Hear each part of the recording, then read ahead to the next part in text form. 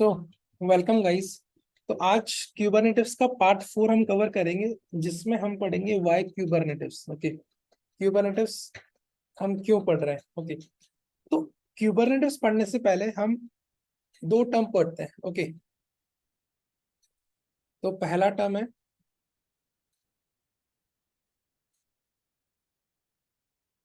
ये पहला एक होगा,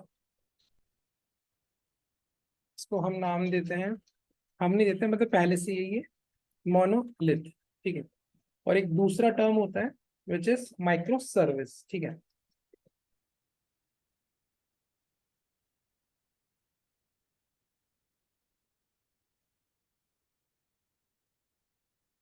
मोनोलिथ एंड माइक्रो सर्विस।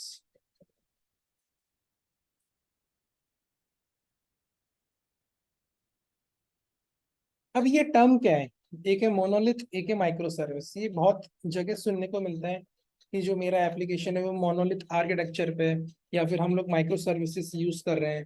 ठीक है, ये टर्म्स बहुत जगह सुनने को मिलता है in software world, okay, in technical world. तो ये दो जो टर्म है, मोनोलिथ एंड माइक्रो सर्विस, ठीक है, ये क्या होता है, ये अप्रोच होते हैं। ठीक है, एक आर्किटेक्चर अप्रोच होते हैं। ठीक है, ये इन अप्रोच से हम हमारे एप्लीकेशन या सॉफ्टवेयर को, ठीक है, जो भी हमारा वेब ऐप होगा या एप्लीकेशन होगा, उसको बिल्ड और स्ट्रक्चर करने के लिए यूज करते हैं। ठीक है, एक होता है मोनोलिथ आर्किटेक्चर, एक होता है माइक्रो सर्विस आर्किटेक्चर। ठीक है, तो ये अप्रोच है कि आपका जो एप्लीकेशन है, आप उसको किस तरह से बिल्ड करना चाहते हो, किस तरह से स्ट्रक्चर करना चाहते हो। ठीक है, जैसे हम कोई बिल्डिंग बनाते हैं तो उससे पहले हम उसका एक ब्लूप्रिंट या उसका एक आर्किटेक्चर क्रिएट करते हैं कि उस बिल्डिंग में जो भी रिसोर्सेस होंगे वो सब एक जगह होंगे, या फिर उसको हम स्प्रेड आउट करेंगे, या फिर उसको हम मल्टीपल पार्ट्स में डिवाइड करेंगे। ठीक है, उस हिसाब से हमारे एप्लीकेशन को जब हम क्रिएट करते हैं तो हम उसका पहले आर्किटेक्चर सोचते हैं कि it should be a monolith architecture और माइक्रो सर्विस आर्किटेक्चर। ठीक है, अब बात आती है मोनोलिथ की। ठीक है, तो मोनोलिथ एप्लीकेशन, ठीक है, वो एप्लीकेशन होता है जिसमें जो मतलब जिसके सारे फीचर्स और कंपोनेंट है ना, सब एक जगह पर रहते हैं। ठीक है, तो जैसे मेरा मोनोलिथ आर्किटेक्चर है, ठीक है, तो क्या होगा, इसके अंदर मल्टीपल कंपोनेंट्स होंगे। ठीक है, तो ये सारे कंपोनेंट्स क्या होंगे, एक एप्लीकेशन के अंदर ही होंगे। ठीक है, ये एक एप्लीकेशन के अंदर ही होंगे मेरे सारे कंपोनेंट। ठीक है, जैसे कि अब जो कंपोनेंट होते हैं वो कौन कौन से होते हैं। ठीक है, तो मोनोलिथ के एप्लीकेशन के जो कंपोनेंट्स होते हैं उसमें क्या क्या आता है, फॉर एग्जांपल उसमें आएगा यूजर इंटरफेस। ठीक है, उसमें आ सकता है बिजनेस लॉजिक, डेटा स्टोरेज, और भी अलग अलग फीचर्स जो हम एक एप्लीकेशन में यूज करते हैं। तो मतलब क्या हो गया, उस सॉफ्टवेयर या उस एप्लीकेशन के सारे कंपोनेंट्स एक सिंगल यूनिट की तरह काम कर रहे हैं। ठीक है, एक पूरा ब्लॉक है, उस हिसाब से वो काम कर रहे हैं, तो वो हो गया मोनोलिथ। ठीक है, मोनोलिथ मतलब एक सिंगल यूनिट। ठीक है, तो इसको हम एग्जांपल से समझते हैं। ठीक है, मान लेते हैं कि मेरे पास एक शॉपिंग का ऐप है। ठीक है, अब उस शॉपिंग के ऐप में क्या क्या होगा। ठीक है, सबसे पहले होगा कि यूजर लॉगिन, मतलब अगर कोई ऐप होगा तो सबसे पहले आप क्या करोगे, उस पर लॉगिन करोगे, उस पर आप अपना अकाउंट क्रिएट करोगे। तो ठीक है, तो उस एप्लीकेशन का, शॉपिंग ऐप एप्लीकेशन का, मैं एक बार यहाँ पे लिख देता हूँ।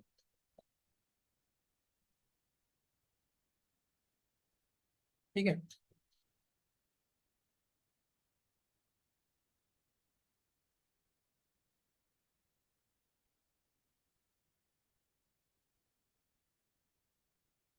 Shopping app. अब इस शॉपिंग ऐप में मल्टीपल फीचर्स होते हैं। ठीक है, तो सबसे पहला जो फीचर होता है वो होता है यूजर मैनेजमेंट। ठीक है, मतलब यूजर लॉगिन कर रहा है या फिर यूजर को मैनेज करना। ठीक है, एक वो हो गया। फिर दूसरा, जब उस शॉपिंग ऐप में यूजर ने लॉगिन किया तो उसका यूजर मैनेज करेगा वो ऐप। ठीक है, फिर उसके बाद आता है उस शॉपिंग ऐप में कौन कौन से प्रोडक्ट शो हो रहे हैं हमको, मतलब एक प्रोडक्ट कैटलॉग होता है। ठीक है, तो वो ये बताता है कि हमारे ऐप में ये डिफरेंट डिफरेंट प्रोडक्ट हैं। तो एक फीचर क्या हो गया, प्रोडक्ट कैटलॉग। ठीक है, कैटलॉग मतलब हो गया एक जगह पे सारे प्रोडक्ट का स्टोरेज कर रखा है, मतलब शो कर रहा है, कैटलॉग लिस्ट शो कर रहा है और कुछ नहीं। ठीक है, फिर उसके बाद हो गया प्रोडक्ट यूजर ने देख लिया, अब उसको उस प्रोडक्ट को खरीदना है, ठीक है, तो वो क्या करेगा, उसको कार्ट करेगा, मतलब शॉपिंग करेगा उसके, तो शॉपिंग कार्ट, ठीक है। अब शॉपिंग कर ली उसने, अब उसके बाद उसको क्या करना पड़ेगा, कार्ट में डालने के बाद उसको उसका पेमेंट करना पड़ेगा, ओके। तो फिर आएगा पेमेंट, ठीक है। अब उसने उसका पेमेंट कर दिया, ठीक है, पेमेंट करने के बाद उसका वो ट्रैक भी तो करेगा, करेक्ट। तो फिर आएगा ट्रैक पार्ट। तो मतलब एक एप्लीकेशन में इतने सारे कंपोनेंट्स, इतने सारे फीचर्स या फिर फैसिलिटीज होती है, जो कि अब ये जितने भी सारे फीचर्स हैं, करेक्ट, ये सारे फीचर्स इस मोनोलिथ में एक जगह होंगे, मतलब एक मशीन के ऊपर हम इसको रखते हैं, ठीक है। मतलब इन सब फीचर्स का जो भी कोड होगा, कोड बेस होगा, वो सब एक जगह पे स्टोर होगा, करेक्ट। तो वो हो गया मोनोलिथ आर्किटेक्चर, समझ रहे हो। मतलब मल्टीपल फीचर्स जब वर्क करेंगे एज अ सिंगल यूनिट, या फिर उसको बिल्ड और मैनेज किया जा रहा है एज अ सिंगल यूनिट, तो वो हो गया मोनोलिथ आर्किटेक्चर, ठीक है। अब अगर आपको ऐसे भी समझ में नहीं आया तो इसका हम एक और एग्जांपल ले सकते हैं, जैसे कि मान लो एक बिल्डिंग है, ठीक है। अब एक बड़ी सी बिल्डिंग है, उसके अंदर ऐसा कभी कभी होता है, देखने को मिलता है कि उसके अंदर फ्लैट्स भी होते हैं, ठीक है। उसके अंदर जिम भी होता है, उसके अंदर रेस्टोरेंट भी होता है, उसके अंदर शॉपिंग के मॉल्स भी होते हैं कुछ कुछ फ्लोर्स पे। तो मतलब उसमें क्या हो गया, उस बिल्डिंग में सारी फैसिलिटी एक जगह रख दी, ठीक है। मतलब इस फ्लोर, इस बिल्डिंग में कोई भी रहेगा तो उसको सारी फैसिलिटी एक जगह मिल जाएगी, ठीक है। तो वो हो गया उसका एक मोनोलिथ आर्किटेक्चर, ठीक है। ये एक मोनोलिथ आर्किटेक्चर है, यहाँ पे आपको सारी फैसिलिटी मिलेगी, ठीक है। अब आता है दूसरा, माइक्रो सर्विस, ठीक है। अभी माइक्रो सर्विस क्या है, अभी जो हमने फीचर्स पढ़े हैं, ठीक है, शॉपिंग ऐप में, करेक्ट, ये शॉपिंग ऐप में जो भी हमने फीचर्स पढ़े हैं, ये मोनोलिथ में एक जगह थे। But in case of micro service ये सारे फीचर्स क्या होंगे, ठीक है, ये सारे फीचर्स अलग अलग मशीन्स पे होंगे, ठीक है, या फिर अलग अलग सर्वर्स पे ये लोग चलेंगे। जैसे यूजर मैनेज, ठीक है, तो यूजर मैनेजमेंट का चलेगा एक अलग सर्वर पे, ठीक है। प्रोडक्ट कैटलॉग का चलेगा एक अलग सर्वर पे, मतलब सेपरेट होंगे, ठीक है। यहाँ पे क्या हो रहा है, यहाँ पे ये जितने भी सारे फीचर्स है ना, ये टाइटली कपल्ड है एक दूसरे से, ठीक है। ये सारे फीचर्स क्या है, टाइटली कपल्ड, मतलब एक दूसरे से ये अच्छे से जुड़े हुए हैं, ठीक है। डिपेंडेंसी है इन सब के ऊपर एक दूसरे की, ठीक है। तो ये हो गया टाइटली कपल्ड, ठीक है।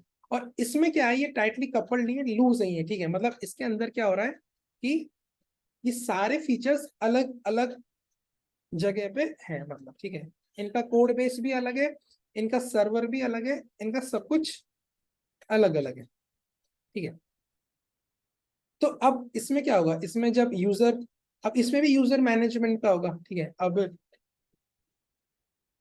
सबसे पहले यूजर क्या करेगा, सबसे पहले यूजर लॉग इन करेगा, ठीक है। तो ये लॉग इन का जो सर्विस है ना, ये अलग मशीन पे चल रहा होगा, ठीक है। फिर उसके बाद दूसरा जो सर्विस होगा वो होगा प्रोडक्ट कैटलॉग, अब ये दूसरे वाले पे चल रहा होगा, फॉर एग्जाम्पल यूजर वाला यहाँ पे चल रहा है, ठीक है। यूजर वाला यहाँ चल रहा है, ठीक है। प्रोडक्ट कैटलॉग वाला यहाँ चल रहा है, फिर शॉपिंग कार्ट वाला चल रहा है यहाँ पे, ठीक है। फिर पेमेंट वाला यहाँ चल रहा है, और फिर ट्रैक वाला यहाँ पे चल रहा है, ठीक है। तो अब इसका एग्जाम्पल क्या होगा, इसका एग्जाम्पल आप ऐसा समझ लो कि एक सोसाइटी है, ठीक है। उस सोसाइटी में क्या होता है, एक बिल्डिंग में और एक सोसाइटी में डिफरेंस होता है, ठीक है। एक सोसाइटी, उसमें क्या होगा, मल्टीपल विलाज होते हैं, मल्टीपल घर घर होते हैं, मतलब होम होते हैं, ठीक है, अलग अलग लैंड पे घर होते हैं। और उसी सोसाइटी के अंदर कुछ एरिया होता है जहाँ पे जिम होता है, ठीक है, जहाँ पे पार्क होता है, जहाँ पे गेम जोन होता है, जहाँ पार्किंग एरिया होता है, मतलब सब अलग अलग जगह पे होता है, पर एक पूरी सोसाइटी होती है वो, ठीक है। तो वो क्या, माइक्रो सर्विस, ठीक है, उसका एग्जाम्पल बता रहा हूँ। और सेम अगर मोनोलिथ में आते हैं तो एक बिल्डिंग के अंदर आपको हर फ्लोर पे अलग अलग चीज मिलती है, ठीक है। तो ये हो गया अपना मोनोलिथ, ठीक है। तो आई होप कि आपको ये डिफरेंस समझ में आ गया होगा कि मोनोलिथ क्या होता है और माइक्रो सर्विस क्या होता है, ठीक है। तो अब क्या होता है, जो हम माइक्रो सर्विस यूज करते हैं, ठीक है, हम जो माइक्रो सर्विस यूज करते हैं, ठीक है, तो उसमें हम लोग क्या यूज करते हैं, ठीक है, हम जो पढ़ रहे हैं क्यूबरनेटिव्स में, क्यूबरनेटिव्स के अंदर जो पढ़ रहे हैं वो क्यों पढ़ रहे हैं, ठीक है, तो हम जो माइक्रो सर्विस यूज करते हैं उसके अंदर हम जनरली यूज करते हैं कंटेनर्स, ठीक है, हम लोग कंटेनर्स यूज करते हैं। तो हम कंटेनर पढ़ रहे हैं, तो वो जो कंटेनर को यूज जो होता है ना, कंटेनर का यूज वो माइक्रो सर्विसेज में यूज होता है, ठीक है। तभी हम लोग बोलते हैं ना कि हमने माइक्रो सर्विस क्रिएट किया है, तो उसमें हम कंटेनर यूज करते हैं, ठीक है। तो उन कंटेनर्स का यूज हम लोग क्या करते हैं, माइक्रो सर्विस में यूज करते हैं, ठीक है। जैसे कि अब ये यूजर, अब हम पढ़ रहे हैं यूजर का, ठीक है, यूजर मैनेजमेंट, तो इसका एक अलग कंटेनर होगा, ठीक है, इसका एक अलग होगा, मतलब ये आइसोलेटेड है सबसे, मतलब ठीक है, ये आइसोलेटेड है, इसका अलग होगा और इसका अलग होगा, ठीक है। तो अब इन माइक्रो सर्विस को मैनेज करने के लिए हम यूज करते हैं क्यूबरनेटिव्स, ठीक है।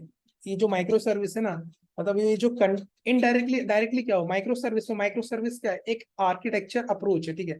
और माइक्रो सर्विस क्या यूज कर रहा है बैकएंड में, ठीक है, कंटेनर्स यूज कर रहा है, तो उस कंटेनर्स को मैनेज करने के लिए हम क्या यूज करते हैं, हम यूज करते हैं क्यूबरनेटिव्स, ठीक है। क्यूबरनेटिव्स भी यूज कर सकते हैं और डॉकर स्वान भी यूज कर सकते हैं, but Kubernetes is much better than Docker swarm, ठीक है।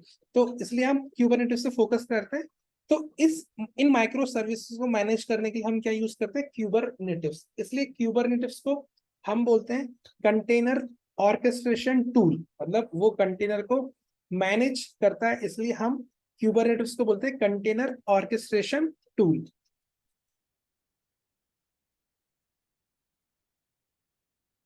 कंटेनर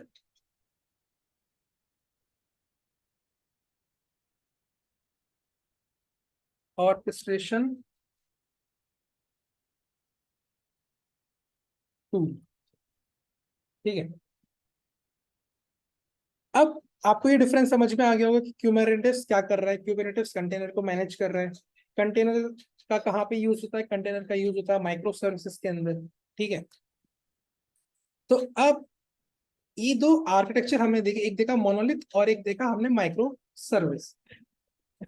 अब हम micro monolith and micro service में से कौन सा यूज करें, ठीक है, वो भी तो हमको समझना है कि हम कौन सा अप्रोच यूज करना चाहिए, ठीक है। तो अभी क्या हो रहा है, पहले के टाइम में सबसे पहले जब मतलब एप्लीकेशंस होते थे तो वो लोग यूज करते थे मोनोलिथ, मतलब उनका क्या होता था, उनका एक ही एप्लीकेशन के ऊपर सारा कोड होता था, ठीक है, एक ही सर्वर के ऊपर सारा कोड होता था, जितने भी ये फीचर्स है ना, ये सब एक कोड बेस के अंदर होता था, मतलब एक रैपर के अंदर होता था, और उसी को ये लोग एक एप्लीकेशन पे जाके डिप्लॉय कर देते थे, ठीक है। मतलब ये सब कुछ मैनेजमेंट किससे हो रहा है, सब कुछ मैनेजमेंट हो रहा है एक ही सर्वर पे, ठीक है, ये पहले के टाइम पे होता था। बट आज के टाइम में क्या हो रहा है, आज के टाइम में मोस्टली कंपनियां यूज कर रही है माइक्रो सर्विसेज, ठीक है। मोनोलिथ भी यूज कर रही कंपनियां, ठीक है, ऐसा नहीं कि सारी कंपनियां माइक्रो सर्विस यूज कर रही है, वो रिक्वायरमेंट के हिसाब से, ठीक है। तो अब आजकल जो बड़ी बड़ी कंपनियां होती हैं, जैसे अमेजोन हो गया, नेटफ्लिक्स हो गया, हॉटस्टार हो गया, ये सब बैकएंड में क्या यूज कर रही है, इनका जो इतना अच्छा इतने सारे यूजर्स एक साथ आते हैं इनके वेबसाइट पे, तो ये कैसे मैनेज होता है, ठीक है। तो ये लोग यूज करते हैं माइक्रो सर्विस आर्किटेक्चर, ठीक है। तो ये जितने भी सारे प्रोडक्ट हैं, ये सब डिफरेंट डिफरेंट कंटेनर्स पे चल रहे हैं, ठीक है, ठीक है। तो ये हो गया मोनोलिथ और ये हो गया माइक्रो सर्विस, ठीक है। तो अब इसको एक एग्जांपल से समझते हैं। सपोज करो कि मेरे पास एक बड़ा ब्लॉक है, ठीक है। अभी अपना क्वेश्चन ये है कि मैं मोनोलिथ यूज करूँ या माइक्रो सर्विस यूज करूँ, ठीक है। तो सपोज करते हैं कि मेरे पास एक बड़ा ब्लॉक है, ठीक है, वो 100 kg का है, ठीक है। अब उस 100 kg के ब्लॉक को उठाना इजी होगा, या फिर उस 100 kg के मेरे पास 10 ब्लॉक होंगे जो कि 10 10 kg के होंगे, ठीक है, उसको मूव करना इजी होगा। ऑब्वियसली जो मेरा 10 10 kg का जो ब्लॉक होगा उसको मूव करना इजी होगा as compare to a single block, correct. As compare to a single block मैं क्या करूंगा, इस 100 kg के ब्लॉक को मैं 10 10 kg के ब्लॉक में डिवाइड कर लूंगा, और उसको मेरे को मूव करना है या फिर कुछ भी करना है कहीं से उसको ट्रांसफर करना है, तो वो मेरे लिए ज्यादा इजी होगा as compare to 100 kg block, ठीक है। सेम अप्रोच हम माइक्रो सर्विस और मोनोलिथ में देखते हैं।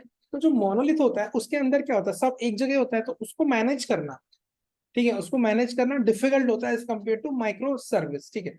अब इसको टेक्निकल टर्म में समझते हैं कि आपका एप्लीकेशन, ठीक है, आपके एप्लीकेशन में सारे फीचर एक मशीन या एक सर्वर पे चल रहे हैं, ठीक है, तो उसको हैंडल करना डिफिकल्ट हो सकता है। अब उसमें क्या क्या प्रॉब्लम्स आती है वो प्रॉब्लम हम देखते हैं, ठीक है।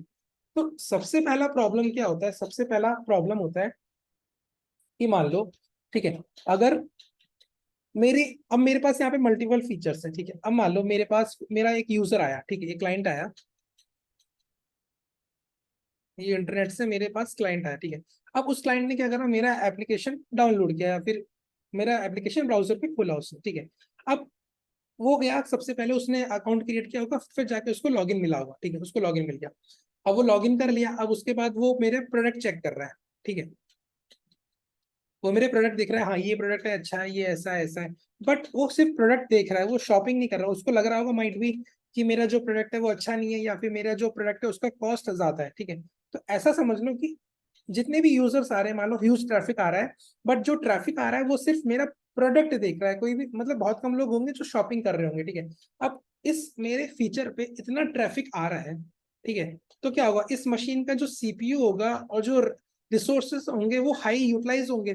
अब ये हाई यूटिलाइज होंगे तो मुझे क्या करना पड़ेगा, मुझे स्केलिंग करना पड़ेगा मेरे मशीन का, या तो हॉरिजॉन्टल स्केलिंग करना पड़ेगा या वर्टिकल स्केलिंग करना पड़ेगा, ठीक है। अब स्केलिंग के लिए एक सर्विस होती है ऑटो स्केलिंग, ठीक है, एडब्ल्यूएस की बात कर रहा हूँ, तो एक सर्विस होती है ऑटो स्केलिंग, ठीक है। अब ऑटो स्केलिंग क्या करेगा, बैकएंड में वो मशीन को स्पिन अप करेगा, मतलब जैसे ही इस पे लोड बढ़ेगा, ठीक है, इसका सीपीयू यूटिलाइजेशन 80% या 90% से ऊपर जाएगा, तो ऑटो स्केलिंग को लगेगा कि भाई ट्रैफिक ज्यादा हो रहा है, फटाफट से वो क्या करेगा, मशीन क्रिएट करना स्टार्ट कर देगा बैकएंड में, ठीक है। जितना हमने उसको बोला है कि अगर ट्रैफिक बढ़ेगा तो आप बैकएंड में 10 मशीन स्पिन अप कर देना, मतलब आप क्रिएट कर देना, ठीक है। अब इसमें प्रॉब्लम क्या हो रहा है, ठीक है, मेरा जो ट्रैफिक है, जो मेरा सारा ट्रैफिक आ रहा है, वो ट्रैफिक किस पे आ रहा है, वो ट्रैफिक आ रहा है प्रोडक्ट कैटलॉग में, ठीक है। मतलब लोग बाग आ रहे हैं, वो सिर्फ मेरा प्रोडक्ट देख रहे हैं, कोई शॉपिंग नहीं कर रहा, बट इस कारण से भी मेरा ट्रैफिक इंक्रीज हुआ, और उस कारण से मुझे क्या करना पड़ रहा है कि मेरी मशीन को, मेरी और भी मशीन मुझे क्रिएट करनी पड़ रही है, मतलब एक मशीन से काम नहीं चल रहा, मुझे मल्टीपल मशीन क्रिएट करनी पड़ रही है। और इस मल्टीपल मशीन में क्या हो रहा है, ये सारे फीचर्स भी जा रहे हैं एक साथ, समझ रहे हो आप, ये सारे फीचर्स भी इस एक ही मशीन के अंदर जा रहे हैं एक साथ, ठीक है। तो अब सोचो आप कि ट्रैफिक तो एक पे आ रहा है, ठीक है, बट स्केल अप क्या हो रहा है, स्केल अप सारे फीचर्स हो रहे हैं, मतलब सारे फीचर्स मेरे एक ही मशीन पे होते हैं।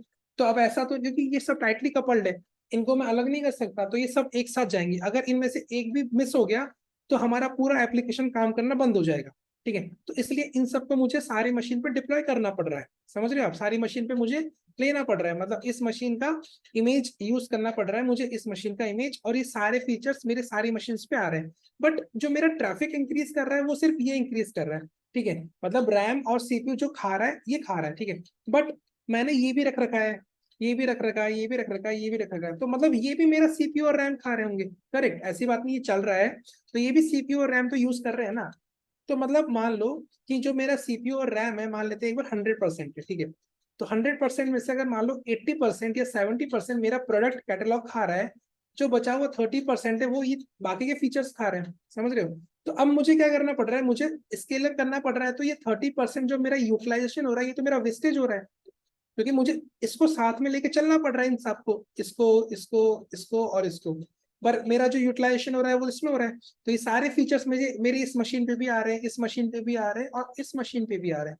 तो कोई सेंस ही नहीं बनता इसका कि आपका जो रिक्वायरमेंट ही नहीं है, आप उसको भी आप उसको भी आप मैनेज कर रहे हो एक साथ, जब उसका रिक्वायरमेंट ही नहीं है तो आप उसको एक साथ लेके जा रहे हो। तो वो क्या कर रहा है, वो आपका मशीन का सीपीयू खा रहा है, रैम खा रहा है, मतलब जहाँ पे आपका 2 मशीन से काम हो जाता है वहां पे आपको 4 मशीन लॉन्च करनी पड़ रही है, समझ रहे हो, 4 मशीन लॉन्च करनी पड़ रही है, मतलब आपका कॉस्ट बढ़ रहा है और कुछ नहीं हो रहा। अगर ये 30% अगर मैंने इंक्रीज किया, अगर मेरा मशीन इंक्रीज हुआ, ठीक है, और मान लेते हैं एक बार कि ये सिर्फ मेरा प्रोडक्ट कैटेलॉग के लिए मैं इंक्रीज करता, मान लो एग्जाम्पल जो हम माइक्रो सर्विस में देखेंगे, ठीक है, अभी मैं आपको प्रॉब्लम बता रहा हूँ मोनोलिथ का। तो ये प्रॉब्लम मोनोलिथ में आता है कि आपका सब कुछ एक साथ जाता है, और जो चीज रिक्वायरमेंट में नहीं है, मतलब रिक्वायरमेंट में तो है, मतलब जो ज्यादा यूटिलाइज नहीं हो रही उसको भी मुझे साथ लेके चलना पड़ रहा है, मतलब स्केलेबिलिटी में प्रॉब्लम हो रहा है, ठीक है, मैं स्केल अप कर रहा हूँ तो स्केलेबिलिटी में प्रॉब्लम हो रहा है। और गलती से भी अगर इनमें से मैं इनको स्केल अप कर रहा हूँ, गलती से भी किसी एक में भी प्रॉब्लम आ गया ना, तो मेरा पूरा एप्लीकेशन डाउन चल जाएगा, क्योंकि ये सब टाइटली कपल्ड है, ठीक है, इन अ मोनोलिथ आर्किटेक्चर, समझ रहे हो। तो स्केलेबिलिटी इज अ प्रॉब्लम, ठीक है। तो एक प्रॉब्लम मैं यहाँ पे लिखता हूँ,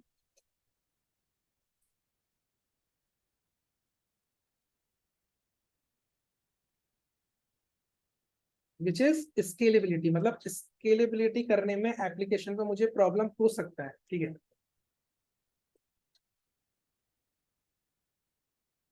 ठीक है, अब क्या होगा, अब ये जो रिसोर्स, ये आपको फर्स्ट पॉइंट समझ में आ गया होगा कि स्केलेबिलिटी इज अ प्रॉब्लम, इसमें मेरा रिसोर्सेज का वेस्टेज हो रहा है, ठीक है। अब दूसरा प्रॉब्लम क्या है, दूसरा प्रॉब्लम है, मान लो कि अगर आपको ये समझ में नहीं आया कि स्केलेबिलिटी मतलब इसका एक मैं एग्जांपल बता दूं, जनरल एग्जांपल, ठीक है। मान लो कि हम लोग फ्लाइट में जाते हैं, ठीक है।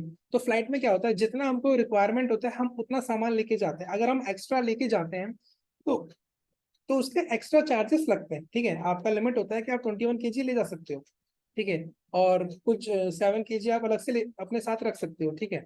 या फिर 15 kg और 7 kg ऐसा कुछ होता है, तो आप वो कर सकते हो, ठीक है। तो अगर आप एक्स्ट्रा सामान लेके जाते हो, एक्स्ट्रा लगेज लेके जाते हो, तो आपको कॉस्ट देना पड़ता है उसका एक्स्ट्रा। तो उस सेंस में आप समझ लो कि आपका जो यूटिलाइजेशन हो रहा है वही आप वो आप लेके चल रहे हो, बट आपको जो अभी रिक्वायरमेंट नहीं है उसको भी आप साथ लेके चलोगे तो उसका भी कॉस्ट बढ़ेगा, ठीक है। फॉर एग्जाम्पल आपकी एक टीम है, मान लो 5 मेंबर्स की, ठीक है। उसमें एक टेक्निकल बंदा होगा, एक एचआर मान लो, एक मार्केटिंग वाला होगा, एक टेस्टर होगा, और एक प्रोडक्ट को एक्सप्लेन करने वाला, या फिर कुछ भी मान लो। अब मुझे मेरे प्रोडक्ट का मार्केटिंग करना है, तो मैं मार्केट वाले बंदे को कहीं लेके जाऊंगा ना, मैं ऐसा तो नहीं मैं अपनी पूरी टीम को लेके जाऊंगा अपने साथ, करेक्ट। उनका फालतू का कॉस्ट लगेगा अगर मुझे कहीं बाहर जाना है। तो उस हिसाब से आप इसको समझ सकते हो कि जो रिक्वायरमेंट है उसको यूटिलाइज करो ना, आप फालतू में सबको एक साथ लेके क्यों चल रहे हो, ठीक है। तो पहला प्रॉब्लम हो गया स्केलेबिलिटी, और इसके अंदर प्रॉब्लम भी आ सकता है जब हम स्केल करते हैं, ठीक है। दूसरा प्रॉब्लम क्या है, दूसरा प्रॉब्लम देखते हैं। दूसरा प्रॉब्लम ये है, मान लो अब ये मोनोलिथ के अंदर पड़ा हुआ है, ठीक है। और मान लेते हैं कि ये शॉपिंग कार्ट वाले में मुझे कुछ न्यू फीचर ऐड करना है, ठीक है। ठीक है, मतलब इस यूजर मैनेज करने वाले फीचर पे ना अलग डेवलपर काम कर रहे थे, ठीक है। इस पे अलग डेवलपर काम कर रहे थे, 5 मान लेते, इसमें भी 5 डेवलपर है, इसमें भी 5 है, और इसमें भी 5 है, और इसमें भी 5 है। अब मुझे एक न्यू फीचर ऐड करना है, किसके अंदर ऐड करना है, शॉपिंग कार्ट के अंदर मुझे एक न्यू फीचर ऐड करना है, लेट अस सपोज, ठीक है। अब इसके अंदर मुझे न्यू फीचर ऐड करना है ना, तो मुझे क्या करना पड़ेगा, उस रिक्वायरमेंट के लिए ना मुझे कोऑर्डिनेट करना पड़ेगा विद अदर डेवलपर्स जो अलग फीचर्स को मैनेज करते हैं। क्योंकि गलती से अगर मैंने कुछ ऐसा डाल दिया इसके अंदर जो इनको सपोर्ट नहीं करेगा, तो इन हमारा पूरा एप्लीकेशन डाउन चल जाएगा, समझ रहे हो। मतलब जो आइसोलेशन है ना उसमें अफेक्ट हो रहा है यहाँ पे, समझ रहे हो।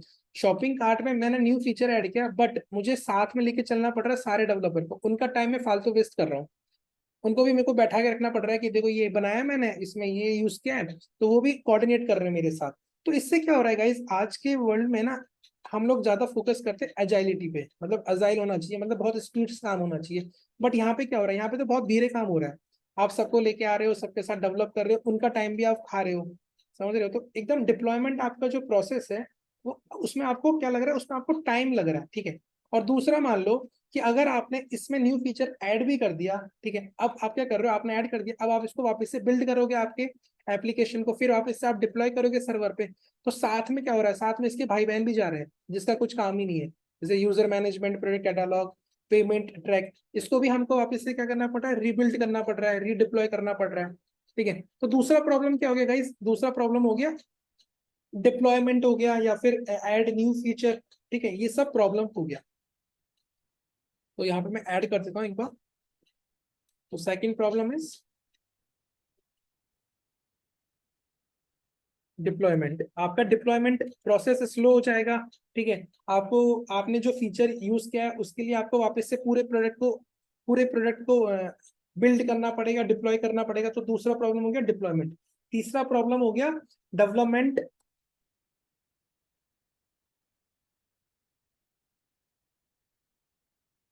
डेवलपमेंट बॉटल नेक्स, मतलब आप जो डेवलप कर रहे हो, ठीक है, उसमें प्रॉब्लम आ रहा है। उसमें क्या प्रॉब्लम आ रहा है, उसमें प्रॉब्लम ये आ रहा है कि आपको सारे डेवलपर के साथ कोऑर्डिनेट करना पड़ रहा है एक सिंगल छोटे से चेंज के लिए। तो आप सबका टाइम खा रहे हो, उसमें आपका टाइम लग रहा है, ठीक है।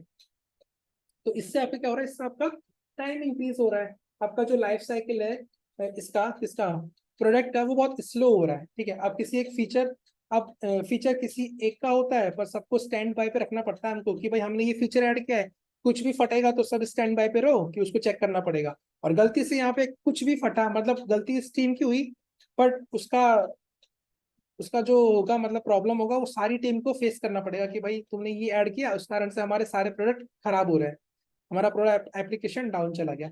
तो तीसरा प्रॉब्लम हो गया डेवलपमेंट बॉटल नेक्स्ट, ठीक है। अब सबसे इंपॉर्टेंट प्रॉब्लम क्या है, सबसे इंपॉर्टेंट प्रॉब्लम आई है टेक्नोलॉजी लिमिटेशन।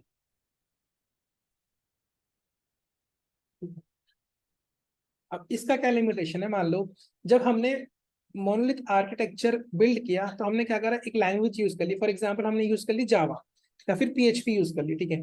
अब उसमें हमने उस टाइम पे क्या था, मान लो कि हमारा जो पीएचपी था या जावा था उसका वर्जन पुराना था, मान लेते 7 वर्जन था, ठीक है, जब हमने इसको बिल्ड करना स्टार्ट किया था।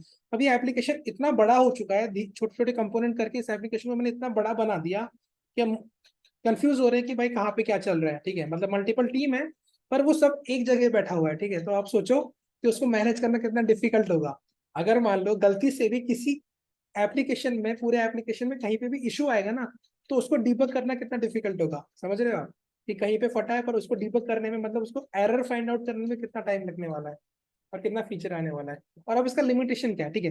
मान लो मैंने पीएचपी यूज कर लिया, ठीक है, अब मैं चाहता हूँ कि मेरे को एक न्यू फीचर ऐड करना है जो पीएचपी सपोर्ट नहीं कर रहा, कोई दूसरी लैंग्वेज सपोर्ट कर रही है, for example node J support कर रही है, नोड सपोर्ट कर रही है, मुझे उसमें उसको डेवलप करना है।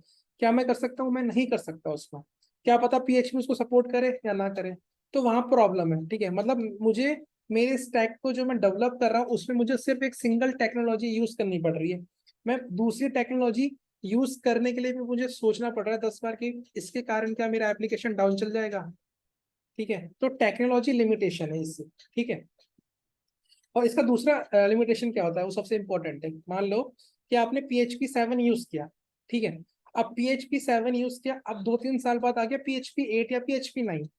अब आप सोचो आपका एप्लीकेशन 2 साल में कितना बड़ा हो चुका होगा, अब उसका आपको वर्जन चेंज करना है या अपडेट करना है पीएचपी का वर्जन, तो कितना डिफिकल्ट होगा उसको सोचो। अब अगर गलती से भी मैंने पीएचपी के वर्जन को अपडेट किया और किसी फीचर ने सपोर्ट नहीं किया और एक भी फीचर मेरा डाउन गया तो मेरा सारा फीचर डाउन चल जाएगा, ठीक है, समझ रहे हो। तो वो प्रॉब्लम है, आपका पूरा बिजनेस डाउन चला जाएगा अगर गलती से भी कहीं पे भी इश्यू हो जाता है। तो ये इशू मैं फेस कर चुका हूँ, ठीक है। हमारा एप्लीकेशन हमने डिप्लॉय किया था, उस पर क्या हुआ, वो मोनोलिथ एप्लीकेशन। अब उस मोनोलिथ एप्लीकेशन में क्या हुआ, उसमें उसका फ्रंट एंड बैक एंड सब बिजनेस लॉजिक सब इसके एक ही सोर्स कोड में पड़ा हुआ था और वो चल रहा था इजीली सर्वर पे। अब किसी डेवलपर ने क्या करा, उसके फ्रंट एंड में कुछ गलती कर दी, ठीक है। अब हम उसको सर्वर पे जैसे ही हमने डिप्लॉय किया तो हमारा एप्लीकेशन ही डाउन चला गया, मतलब आप हमारा जो फ्रंट एंड पेज था वो हमको देने लग गया, कुछ इशू देना स्टार्ट कर दिया, ठीक है। अब वो फ्रंट एंड पेज ही काम नहीं कर रहा था, यूजर को तो पसंद नहीं आएगा ना, जो यूज कर रहा है वो बोलेगा ये क्या इनके एप्लीकेशन में इशू आ रहा है, आपका बिजनेस डाउन चल रहा है। तो उस कारण से आप समझ रहे हो कि उस कारण से क्या हो गया, सारे जो अच्छे चल रहे थे वो सब भी खराब हो गया, मतलब सबका डिपेंडेंसी एक दूसरे के ऊपर डिपेंड था। अगर किसी ने बिजनेस लॉजिक गलत लिख दिया तो उस बिजनेस लॉजिक से भी सोचो पेमेंट पे कितना अफेक्ट पड़ेगा, ठीक है। तो मतलब सब एक टाइटली कपल्ड है, सब एक कमरे में ठुसे हुए हैं और वो आपस में काम कर रहे हैं, ठीक है। वो कमरा इतना बड़ा हो चुका है कि अब उनको अगर नए कमरे में भी शिफ्ट करना है तो ये सोच समझ के शिफ्ट करना पड़ता है कि सबसे पहले क्या उठाए, सबसे पहले क्या अपडेट करना पड़ेगा, किसकी डिपेंडेंसी किसके ऊपर है। तो बहुत हैक्टिक हो जाता है काम, ठीक है। तो ये हो गया टेक्नोलॉजी लिमिटेशन, इसका फोर्थ प्रॉब्लम। अब इसका एक फिफ्थ प्रॉब्लम क्या होता है, फिफ्थ प्रॉब्लम होता है फॉल्ट आइसोलेशन। मतलब ठीक है, हमारे जो सारे कंपोनेंट है इसमें वो टाइटली कपल्ड है, ठीक है। अगर किसी एक फीचर या कोई एक पार्ट पर भी इश्यू आएगा तो पूरा एप्लीकेशन डाउन हो जाएगा, ये भी हमने डिस्कस किया, ठीक है। तो वो होता है फॉल्ट आइसोलेशन, उसको हम बोलते हैं फॉल्ट आइसोलेशन, ठीक है। फॉल्ट आइसोलेशन एक होता है फॉल्ट टॉलरेंस, ठीक है।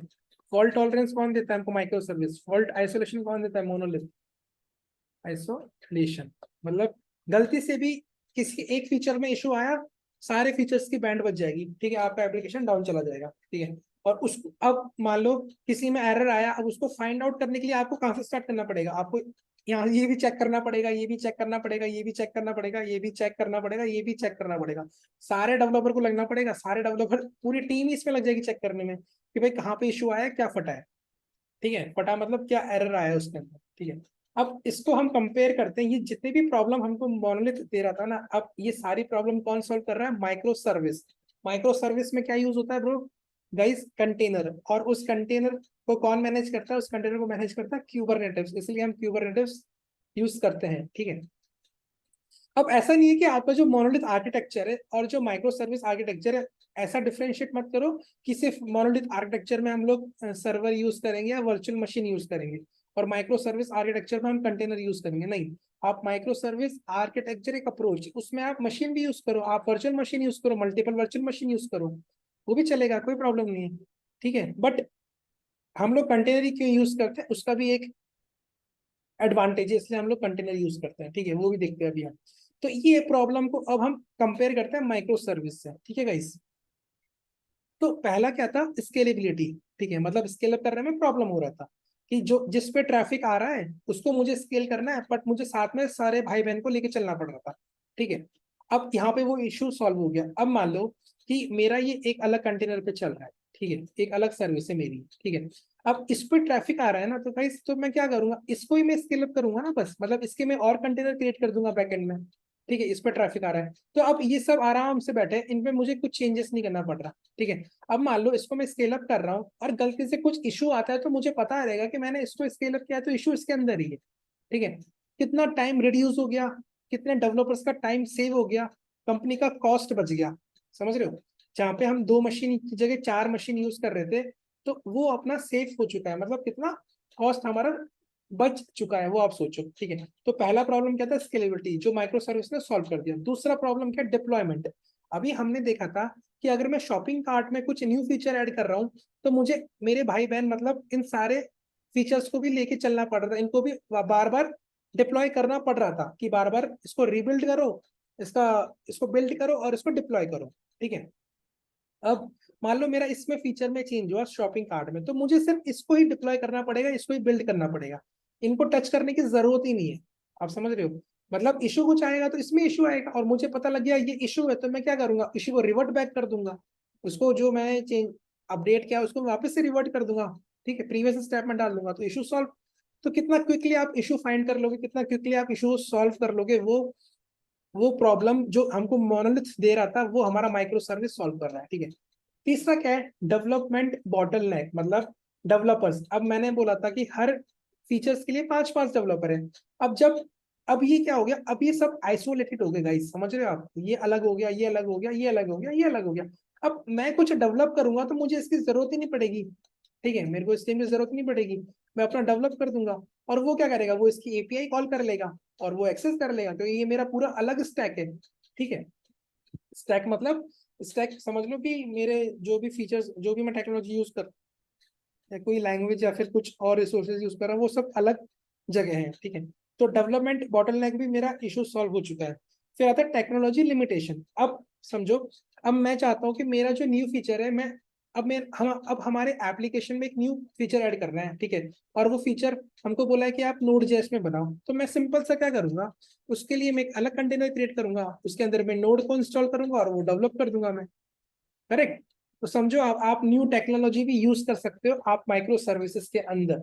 ठीक है, तो ये प्रॉब्लम भी मेरा सॉल्व हो चुका है। ठीक है, अब इसको समझो, अभी हमने देखा था कि अगर पीएचपी का वर्जन मुझे अपडेट करना है, तो कितना प्रॉब्लम हो रहा था यहाँ पे।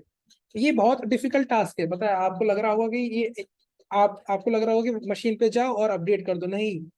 ये जो हमने एप्लीकेशन 2 साल से बिल्ड कर रहे हैं ना, इनके अंदर जो जो क्लासेस, जो जो फंक्शन या फिर जो भी पीएचपी यूज करता है, वो कुछ डेप्रिकेटेड हो जाते हैं, और गलती से भी अपडेट कर दिया तो पूरा एप्लीकेशन डाउन चल जाता है, फिर आपका बिजनेस गया, खत्म। ठीक है, तो अब इसमें मैं नोड जेएस भी यूज कर सकता हूँ, समझ रहे हो? तो मेरा लिमिटेशन प्रॉब्लम सॉल्व हो गया। अब मान लो कि मुझे अपडेट करना है PHP 7 से PHP 8। ठीक है, अब मैं जानता हूँ कि मान लो कि मेरा एप्लीकेशन ट्रैक का, ठीक है, इस पे ज्यादा ट्रैफिक नहीं आता, बहुत कम ट्रैफिक आता है। ठीक है, क्योंकि मान लेते हैं बहुत कम ट्रैफिक आता है, तो मैं क्या करूंगा, सबसे पहले हिट एंड ट्रायल इस पे मारूंगा, ट्रैक वाले पे, इसको अपडेट कर दूंगा क्योंकि ये सेपरेट है। ये प्रॉपर चल गया, तो मतलब मेरा PHP 8 में चल रहा है, तो ये मेरे सारे PHP 7 में चल रहे हैं और ये PHP 8 में चल रहा है। ठीक है, तो मतलब मेरा अपडेट हो चुका है, इन सब में कुछ प्रॉब्लम नहीं आया। फिर मैं धीरे धीरे जाके इसको भी अपडेट कर दूंगा, इसको भी अपडेट कर दूंगा, इसको भी अपडेट कर दूंगा। मतलब किसी एक को अपडेट करने से जो मेरे को प्रॉब्लम फेस होगा ना, उसका जो अफेक्ट होगा ना वो इन सब पे नहीं पड़ेगा, मैं ये कहना चाहता हूँ। ठीक है, मतलब एक को मेरे को चेंज करना है और इन सबको मैं बचा के चलूंगा। ठीक है, बट यहाँ पे नहीं हो रहा था। यहाँ पे अगर इसमें चेंज कर दिया तो इसकी एपीआई इसमें कुछ डिपेंडेंट होगा सब, ये टाइटली कपल्ड है। ठीक है, इनका कोड बेस सेम है, तो इसमें इशू आ सकता है। ठीक है, आ सकता है कि आता ही ये इशू। ठीक है, अब आ गया फॉल्ट आइसोलेशन। तो फॉल्ट आइसोलेशन तो आपको समझ में आ गया होगा। यहाँ पे क्या हो रहा था, यहाँ पे ये सब टाइटली कपल्ड थे, अगर कुछ भी इशू आ रहा था तो सबको अफेक्ट हो रहा था। बट यहाँ पे क्या है, ये आइसोलेट हो चुके हैं आप। ठीक है, फॉल्ट टॉलरेंस मतलब क्या होता है कि अगर आपका यहाँ पे इशू आता है तो उसको मैं टॉलरेट कर सकता हूँ, उसको मैं चेक कर सकता हूँ, फाइंड आउट कर सकता हूँ। इस कारण से मेरे सारे प्रोडक्ट में कुछ भी अफेक्ट नहीं पड़ेगा, बस इसमें पड़ेगा। और जो मैं सॉल्व कर दूंगा फटाफट से, क्योंकि मुझे पता है कि मैंने चेंजेस किए, मैं रिवर्ट कर दूंगा, वो सॉल्व हो जाएगा।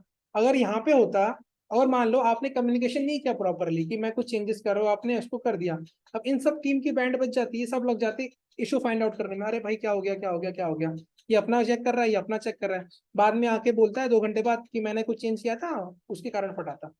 तो समझ रहे हो आप क्या हो रहा है, सबका टाइम वेस्ट हो रहा है, कुछ नहीं हो रहा है। तो ये इशू होते हैं, ये जो मैंने यहाँ पे पॉइंट्स कवर किए हैं, ये हमको कौन देता है, ये हमको देता है माइक्रो सर्विस आर्किटेक्चर। ठीक है, मोनोलिथ में आपको नहीं मिलता है। ठीक है, तो वैसे ही समझो आप कि आपकी बिल्डिंग है, इसके अंदर आपके सारे फीचर्स हैं। आपका इसमें रेस्टोरेंट है, इसमें आपका जिम है, इसमें आपका गेम जोन है, इसमें आपको पार्किंग एरिया है और ये सब है। ठीक है, मान लो किसी एक फ्लोर पे केस चल गया और के कोर्ट बोल दे कि इस फ्लोर को हटाना है यहाँ से, तो क्या पूरी बिल्डिंग को उठाना पड़ेगा? करेक्ट, समझ रहे हो कि मतलब इसको हम यहाँ पे कुछ और करेंगे। तो अगर मान लो कि कुछ यहाँ पे इसको मॉडिफाई करना है, कुछ चेंज करना है, तो अब इन सबको डिस्टर्ब होगा उसके लिए, क्योंकि वो अगर कुछ मॉडिफाई करेगा, इस फ्लोर पे कुछ चेंज करेगा, तो आना जाना उसका यहीं से स्टार्ट होगा ना। अब इस जितने भी नीचे वाले फ्लोर होंगे सबको डिस्टर्ब होगा, साउंड का नॉइज पोल्यूशन होगा, गंदगी फैलेगी, मतलब वो सब होगा। बट इस केस में क्या होगा, ये सब अलग अलग जगह पे है। ठीक है, अगर इसमें कुछ चेंज करना है तो सिर्फ इसको ही चेंज करना है, इसमें इसको अफेक्ट नहीं होगा, इसको अफेक्ट नहीं होगा, इसको अफेक्ट नहीं होगा, सब आराम से रह रहे हैं।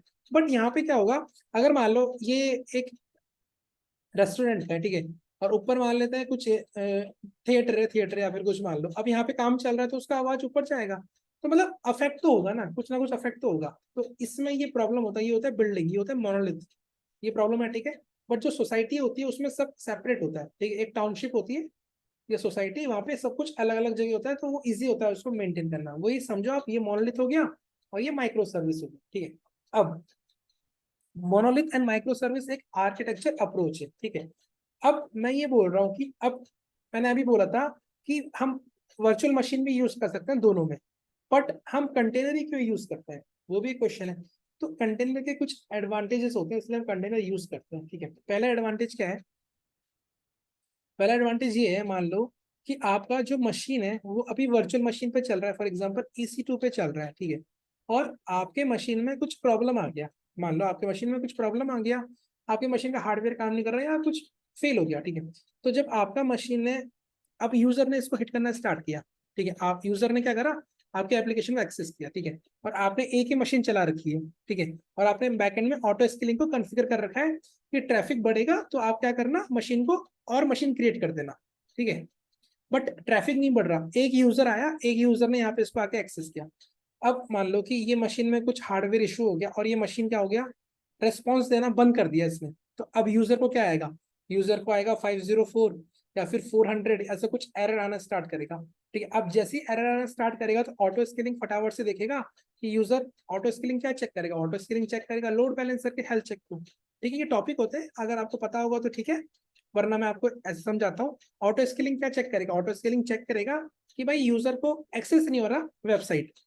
ठीक है, एक बीच में सर्विस होता है which is the load balancer. ठीक है, एक लोड बैलेंसर होता है, तो लोड बैलेंसर क्या करता है, चेक करता रहता है। यहाँ पे होता है लोड बैलेंसर। ठीक है, तो यूजर होता है ना, वो क्या करता है, लोड बैलेंसर पे आके हिट करता है और लोड बैलेंसर लेके जाता है मशीन पे। और जो ऑटो स्केलिंग होता है ना, वो लोड बैलेंसर के थ्रू हेल्थ चेक करता है। ठीक है, और मेरा मशीन जैसे ही डाउन जाएगा तो लोड बैलेंसर मेरी मशीन पे एक्सेस नहीं कर पाएगा। अब लोड बैलेंसर एक्सेस नहीं कर पाएगा तो यूजर भी एक्सेस नहीं कर पाएगा।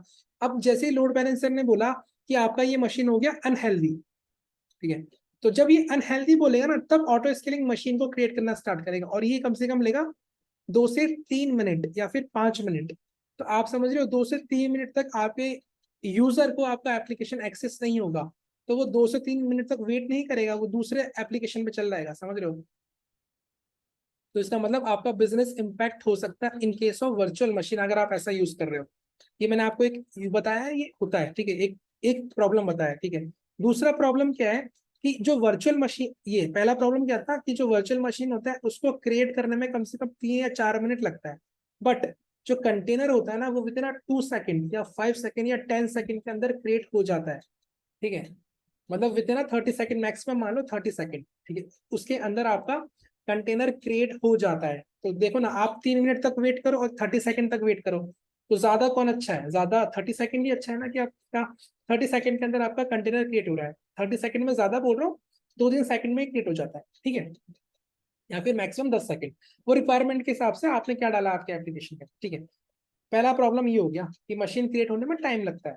दूसरा प्रॉब्लम क्या है, वर्चुअल मशीन के अंदर आपको रिसोर्सेज पहले से ही डिफाइन करने पड़ते हैं। मतलब जब आप वर्चुअल मशीन क्रिएट करते हो, आप वीएम क्रिएट करते हो, उसके अंदर आपको बताना पड़ता है कि मैं कितना रैम लूँ, कितना सीपीयू लूँ। आपको ये नहीं पता, आपने कोई फीचर देखा नहीं है फ्यूचर कि भाई मेरे मशीन, मेरे एप्लीकेशन पे इतना ट्रैफिक आएगा, आपने बोला कि मैं ज्यादा यूज करता हूँ, मैं 32 GB रैम यूज करूंगा और 16 20 CPU यूज करूंगा, पता चला आपके एप्लीकेशन पे ट्रैफिक कम आ रहा है, ठीक है, मतलब आपके एप्लीकेशन में इतना ट्रैफिक कम आ रहा है कि आपका 2 GB रैम और 2 CPU से भी काम हो जाता। अब ये आपने वन टाइम दे दिया, अब आपका ये वेस्टेज हो गया ना गाइस, ये आपका वेस्टेज हो चुका है, आपने इसका पैसा फालतू दिया, ठीक है। तो यहाँ पे रिसोर्सेस का वेस्टेज हो रहा है in case of virtual machine. और वही कंटेनर में क्या होता है गाइस, जितना उसको लगता है ना वो उतना रिसोर्सेज अपने होस्ट से ले लेता है, अपने वर्कर नोड से ले लेता है, जितना उसको चाहिए, ठीक है। अगर मान लो यहाँ पर ट्रैफिक ज्यादा हो रहा है, इसको ज्यादा रैम और सीपीयू चाहिए, तो ये स्केल अप हो सकता है, ये ले सकता है, ठीक है। हम उसमें लिख देते हैं कि ये इतना ले सकता है, तो आराम से ले लेगा, और उसको जरूरत नहीं है उसका, तो वो उसको यूज नहीं करेगी, ठीक है। इसलिए हम लोग कंटेनर में क्या होता है, रिसोर्सेज का हमारा वेस्टेज नहीं होता, पर वीएम में हमारा रिसोर्सेज का वेस्टेज हो भी सकता है, ठीक है। पर कंटेनर में क्या होता है, जितना रिक्वायरमेंट हो उतना वो यूज करता है, ठीक है। तीसरा प्रॉब्लम क्या है, तीसरा प्रॉब्लम है जो अपना वर्चुअल मशीन है, ये होता है, ये ना थोड़ा, ये लाइट वेट नहीं होता, ये थोड़ा हैवी होता है, पर वही कंटेनर अपना क्या होता है, लाइट वेट, समझ रहे हो, क्योंकि यहाँ पे क्या होता है, यहाँ पे माइक्रो सर्विस यूज करते हो, तो लाइट वेट कैसे हो गया, अलग अलग सर्विस अलग अलग कंटेनर के अंदर है। But in case of monolith सारा सर्विस एक ही वीएम के अंदर है, तो ये थोड़ा हैवी हो जाता है और ये थोड़ा लाइट वेट होता है। तो ऐसे और भी एडवांटेजेस होते हैं कंटेनर्स के, तभी कंटेनर ज्यादा यूज हो रहा है, समझ रहे हो। कंपनियां मूव कर रही कंटेनर्स के ऊपर, क्यूबरनेटिव्स के ऊपर, ठीक है। तो जो कंटेनर होता है ना, कंटेनर्स को मैनेज करने के लिए हम क्यूबरनेटिव्स यूज करते हैं, तो इसलिए हम लोग कुबरनेटिव यूज करते हैं, ठीक है। अगर आपको अभी भी समझ में नहीं आया तो मैं एक एग्जांपल देके समझाता हूँ, ठीक है। मान लेते हैं कि हमारे पास है ना बहुत सारे बॉक्स है, ठीक है, हमारे पास मल्टीपल बॉक्स है, फॉर एग्जांपल ये बॉक्स है, ठीक है। अब ये बॉक्स किसी ना किसी चीज से फिल्ड है, मतलब भरे हुए हैं, ठीक है। अब इन बॉक्स को ऑर्गेनाइज करना और मैनेज करना चाहते हैं आप, ये बॉक्स है ना, इनको हमको ऑर्गेनाइज करना है और मैनेज करना है इन बॉक्स को, ठीक है। तो क्यूबरनेटिव्स क्या है, तो क्यूबरनेटिव्स एक सुपर स्मार्ट ऑर्गेनाइजर जैसा है, ठीक है। वो क्या करता है, वो हेल्प करता है उन बॉक्सेस को मैनेज करने के लिए, समझ रहे हो। तो क्यूबरनेटिव्स को आप ऐसे समझो कि एक सुपर स्मार्ट ऑर्गेनाइजर है जो मेरे बॉक्सेस को मैनेज भी करेगा और ऑर्गेनाइज भी करेगा, ठीक है।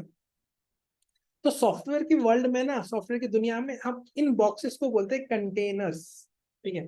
तो कंटेनर्स एक बॉक्स की तरह होते हैं जो कि सॉफ्टवेयर एप्लीकेशन और उनके सारे डिपेंडेंसी को होल्ड करके रखते हैं, समझ रहे हो। ये एक बॉक्स है, इसके अंदर है ना मेरा एप्लीकेशन है और उसकी सारी डिपेंडेंसी इस बॉक्स के अंदर पड़े है, ठीक है। तो उस बॉक्स में मैं क्या बोलूंगा, कंटेनर।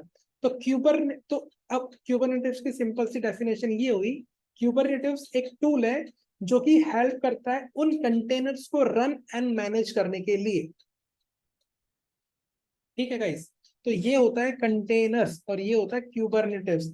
अब क्यूबरनेटिव्स का आर्किटेक्चर क्या होता है, क्यूबरनेटिव्स क्या क्या फैसिलिटी देता है, क्यूबरनेटिव्स कैसे काम करता है, वो मैं कवर करूंगा अपने नेक्स्ट वीडियो में।